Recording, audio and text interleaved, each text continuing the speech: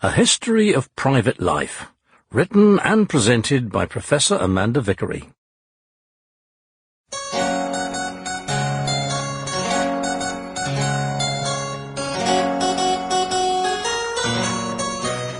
A Private Space.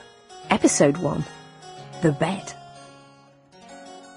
I've always been fascinated by the way other people live. Who hasn't wandered down a street at dusk, glancing through the front windows, wondering about the lives behind? Lamps lit, but curtains not yet drawn.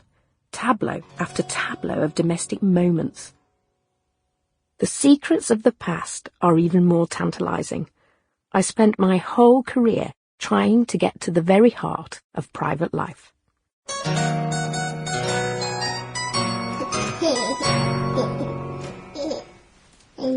In 1763, a middle-aged and good-natured Charterhouse schoolmaster, William Ramsden, took up his pen to report the birth of his son to a relative. He addressed his letter, "From the arm of my wife's easy chair. A situation I would not change with the King of Prussia.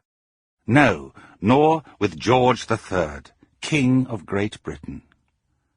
My good woman, at the same time with glee in her eye, contemplating her little boy, who also in his turn seems as happy as this world can make him with his leather bottle." William Ramsden wallowed in domesticity, whether watching his children play, his wife perform household tasks, or simply the arrival of his dinner. Here comes supper. Dinner, I should say. Fish at top, asparagus at bottom, a smiling wife. Who'd be a king? Oh, Mr. R., my good man, dearie. These droll letters changed my view of 18th century marriage when I found them in an unpromising folder in the Lancashire Record Office. Instead of the cliched view of patriarchal power or romantic passion, here you have a cosy partnership.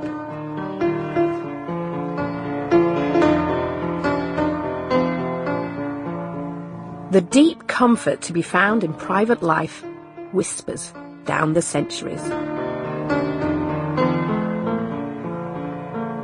For me, the importance of the past lies as much in the history of relationships and private rituals as in public institutions like universities and Parliament. But intimacy is much, much harder to retrieve. Where's the minute book for marriage? Where's the Hansard for family life? The very fact that domestic life is so fundamental is what makes it so elusive to historians. It hides in plain sight. People tend not to report on what they take for granted. Diarists get excited by wars, plagues, revolutions and crises, but rarely the things they said to their wives in bed.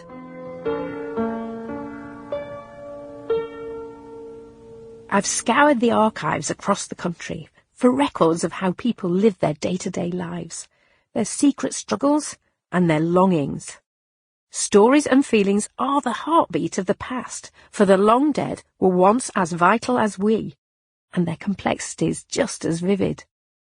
Over the series, I'll be sharing my discoveries, the best nuggets I have chiselled out of record offices and libraries, and we'll be hearing forgotten songs.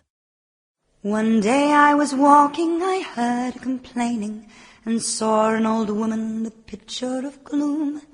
She gazed at the mud on her doorstep, 'twas raining, and this was her song as she wielded her broom.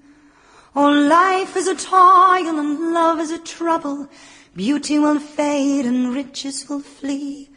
Pleasures they dwindle and prices they double, and nothing is as I would wish it to be. I was astounded to find a woman's difficulties so comprehensively catalogued in song. This is the housewife's lament. There's too much of worriment goes to a bonnet. There's too much of ironing goes to a shirt. There's nothing that pays for the time you waste on it. There's nothing that lasts us but trouble and dirt. Oh, life is a toil and love is a trouble. Beauty will fade and riches will flee. Pleasures they dwindle and prices they double, and nothing is as I would wish it to be. As the beleaguered housewife laments here, Home.